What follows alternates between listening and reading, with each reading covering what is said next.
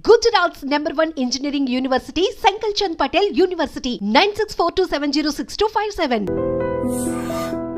Indian skill force is contributing so much to the American economy. ఇప్పటివరకు మనం వెళ్ళిన Ameerpet batch ఏవైతుందో మోస్ట్ ఆఫ్ ద పీపుల్ వాళ్ళందరూ కూడా కొంచెం వాళ్ళ ఆశ్రమే నీళ్లు పోసుకోవాలి. ట్రంప్కి అంత మొండిగా డెసిషన్స్ తీసుకున్నా చైనాతో వెరీ క్లియర్ కామర్స్ ఇష్యూ ఉంది. చైనా అంత అడమెంట్ గా why is like India not able to stand? మన ఇండస్ట్రీ అంతా కూడా విదేశీ ఇండస్ట్రీ.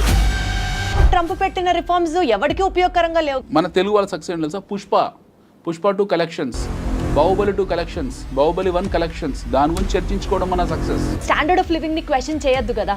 నువ్వు వెళ్ళిపోమంటే వెళ్ళిపోయే స్థితిలో ఉన్నాం మనం ఉన్నాం కదా.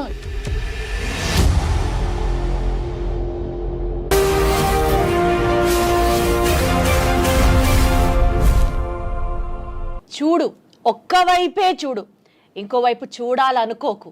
ఇది మీ అందరికీ బాగా తెలిసిన డైలాగే అయినప్పటికీ కూడా ఐ రియలీ విష్ ఇండియన్స్ అందరం ఒకే స్టాండ్ మీదకి వచ్చి ట్రంప్కి మన పవర్ ఏంటో ఈ స్టైల్లో చెప్పాలనిపిస్తూ ఉంటుంది. Because those reforms what he has been introduced or visa మీద రెస్ట్రిక్షన్స్ కానీ ఈ అంశాలన్నిటినీ ఇండియా అండ్ యుఎస్ ఈ టైజ్ ఏదైతే ఉన్నాయో be it in terms of economics or in terms of trade or in terms of whatever XYZ reasons ఇవన్నీ ఎలా effect అవుతాయి లేదా ఎఫెక్ట్ అవుతాయన్న భ్రమలోనే మనం బతుకుతున్నామా? Would it really or seriously make any sense? ఈ టాపిక్స్ గురించి మాట్లాడడానికి let me introduce the guest to you first. ఈ సబ్జెక్ట్ ఆ సబ్జెక్ట్ అని కాదు. Be it about mutual funds, he's there. Be it about investments, he's always there. And beat about geopolitics, he says తన కంటే best ఇంకొకళ్ళు లేరు అని. And absolutely is what I also feel. Let me take the privilege to invite our guest for the show today. Anil AKV గారు ఉన్నారు. Hello Anil గారు. Hi ma'am. ఎలా ఉన్నారు? I'm good. అసలు జియో పాలిటిక్స్లో మీకున్నటువంటి ఏమంటారు vast knowledge is like I'm totally flat for it sir. అది మీరు ట్రావెల్ చేసిన విధానం కావచ్చు, మీరు వర్క్ చేసినటువంటి మీ పాస్ట్ ప్రయర్ వర్క్ ఎక్స్పీరియన్స్ వల్ల కావచ్చు, వాట్ ఎవర్. బట్ ఈ టాపిక్స్ గురించి డిస్కస్ చేయడానికి నాకు మీరే పర్ఫెక్ట్, మీతోనే కరెక్ట్ అని అనిపించింది. And that's the reason we have been talking now. So sir, Indian skill force is contributing so much to the American economy. Absolutely. ఈ నేపథ్యంలో restrictions on visa, H1B reforms, Trump రీసెంట్గా introduce చేసినటువంటి వీటి దృష్ట్యా how are it going to be affected? What would you have to say about it? It is very positive, the visa restrictions or Trump new immigration policy regimes, all are positive for Trump only. Yes. So he wanted to take the best quality from India. అతనికి మన దగ్గర నుంచి best క్వాలిటీని తీసుకొని వెళ్ళే ఉద్దేశం ఉంది. So ఇప్పటివరకు మనం వెళ్ళిన అమీర్పేట బ్యాచ్ ఏవైతుందో మోస్ట్ ఆఫ్ ద పీపుల్ వాళ్ళందరూ కూడా కొంచెం వాళ్ళ ఆశ్రమే నీళ్లు పోసుకోవాలి. So he's now very clear that he want the quality immigrations. ఒకటి. రెండోది, ట్రంప్ హిమ్సెల్ఫ్ ఈజ్ చాలా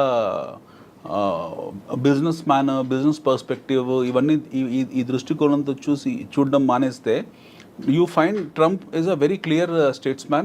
He is a very clear nationalist. Correct. And he is a man who is looking at from his internal security perspective. Absolutely. So atanu రాగానే చేసింది pentagon ని strong చేసుకున్నాడు, CA ని strong చేసుకున్నాడు, వాళ్ళ deep state ని strong చేసుకున్నాడు.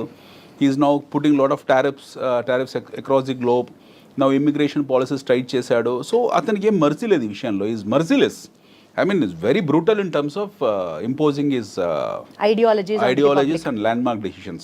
So that way it is a benefit to Trump. So you cannot all ఎవరు పడితే వాళ్ళు ఇప్పుడు యూఎస్కి వెళ్ళడానికి. కానీ సార్, అంటే మనం ఇప్పుడు ఇండియన్స్ కాబట్టి we have that feeling of nationality.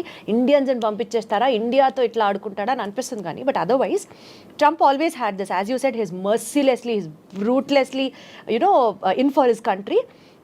America first is his stand always. ఏది ఏమైనా సరే America first, Americans first. America first అనే థియరీ ఇప్పుడు లేదు. మనకు 17th century నుంచి, లేట్ 17th century నుంచి అమెరికా ఫస్ట్ అనే ఉంది. ఫస్ట్ కోల్డ్ వార్ తర్వాత అమెరికా ఎప్పుడైతే యాజ్ అ నేషన్ గా ఫామ్ అయిపోయిందో, అంటే ఫస్ట్ వరల్డ్ వార్ తర్వాత, first cold war and first world war, అమెరికాలో చాలా కోల్డ్ వార్ జరిగాయి. అండ్ లెట్స్ టేక్ అందరికి తెలిసింది ఫస్ట్ వరల్డ్ వార్ అనుకుందాం. వాళ్ళు హిరోషిమా, నాగసాకి మీద ఎప్పుడైతే బాంబింగ్ చేశారు, హ్యారీ ట్రూమాన్, అప్పుడే వాళ్ళు అమెరికా ఫస్ట్ అని స్టాండ్స్ తీసుకున్నారు. ప్రపంచ యుద్ధాన్ని చూసిన అతిపెద్ద అగ్రరాజ్యం అది. They have not called it, but they have finished it. ప్రపంచ యుద్ధాన్ని ఫినిష్ చేసిన నేషన్ అది. 2 బాంబులు వేశారు. వాళ్ళ పర్ల్ హార్బర్ దెబ్బతిన్న తర్వాత they went and bombed Hiroshima, Nagasaki 1945 August 6th and 8th. సబ్సిక్వెంట్గా వాళ్ళు తీసుకున్న నిర్ణయం ఏంటంటే అమెరికా ఫస్ట్. మనం ఈ భూమండలం మీద సర్వైవ్ కావాలంటే జర్మనీని ఎదుర్కోవాలనుకున్న అప్పటికి చైనా లేదు.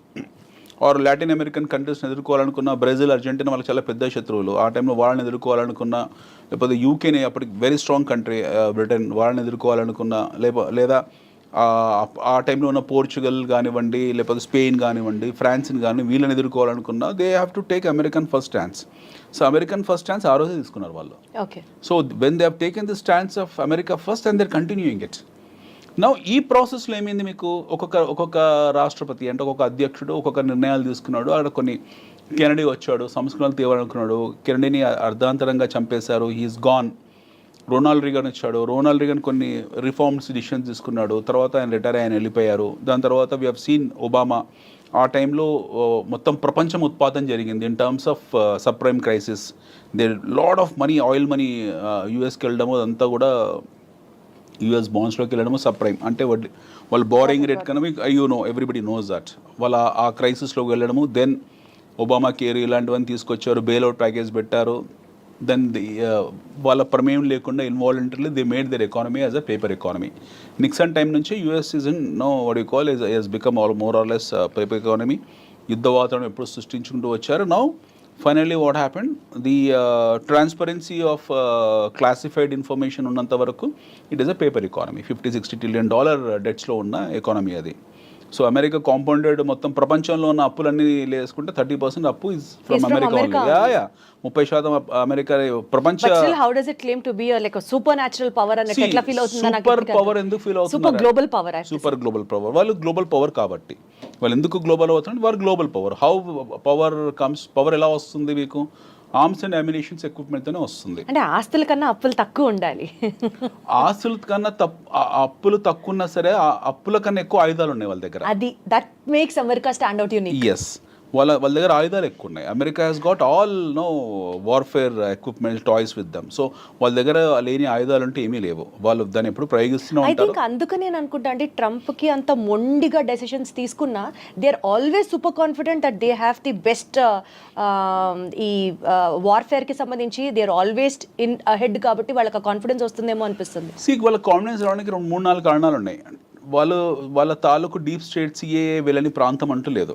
ఫర్ ఎగ్జాంపుల్ వాళ్ళకి ఎవరితో ఇష్యూస్ ఉన్నాయి, ట్రంప్కి ఇప్పుడు ఎక్కువ ఇష్యూస్ చైనాతో ఉన్నాయి. చైనాతో వెరీ క్లియర్ కామర్స్ ఇష్యూ ఉంది, ట్రేడ్ అండ్ కామర్స్ ఇష్యూ ఉంది. వాళ్ళు టారిఫ్ ఎక్కువ పెట్టింది చైనాకు. ఎందుకంటే ఇప్పుడు China if suppose China is exporting close to about 3.9 trillion to America, versus America is exporting 2.9 trillion. So వాళ్ళ ట్రేడ్ డెఫిసిట్ ఆల్మోస్ట్ ఒక 30% ఒక చైనాతోనే ఉంది. సో డెఫినెట్గా వాళ్ళు చైనాని టార్గెట్ చేశారు, చైనా మీద టారిఫ్ పెట్టారు. దానికి కౌంటర్ టారిఫ్ చైనా కూడా పెట్టింది. మా వస్తువులు మీరు కొనకపోతే మా నష్టం లేదు, మాకు కొనుక్కోవాలంటే ఈ రేటుకు కొనుక్కోవాలని వాళ్ళు పెట్టారు. They have taken the stands. They are also very strong. Now Trump is not sparing any one in terms of tariffing. ఇప్పుడు we have to understand 2 things.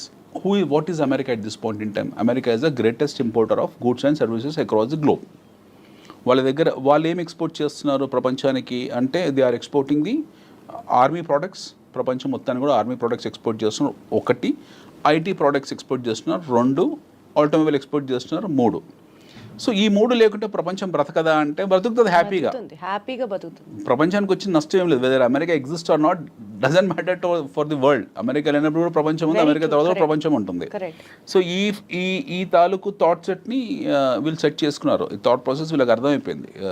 Trump and is earlier regime the understood. Now globe is becoming nowhere, what you call dependent on us. They are becoming independent. China has become independent. India upcoming emerging కాబట్టి మనకి పెద్ద issue లేదు ఇండియాతో. But whereas Europe self సఫిషియెంట్గా ఉన్నారు. అన్ని దేశాలకు domestic consumption story ఉంది, మేము ఎక్కువ ఇంపోర్ట్ చేసుకుంటున్నాము అన్న థాట్లో ఆల్రెడీ వాళ్ళు ఉన్నారు. Now Trump has given whistle blow to entire US nation. Make America great అనేది. మేక్ అమెరికా గ్రేట్ అనే స్టాన్స్ అంటే ఏంటి? America has lost its greatness and Trump himself is appealing to the world that మేము ఒకప్పుడు చాలా గొప్ప వాళ్ళము, మా గ్లోరీ పోగొట్టుకున్నాం, మళ్ళీ మా దేశాన్ని పునర్నిర్మించుకుంటున్నాము. Visibly America is kneeling down and requesting everybody.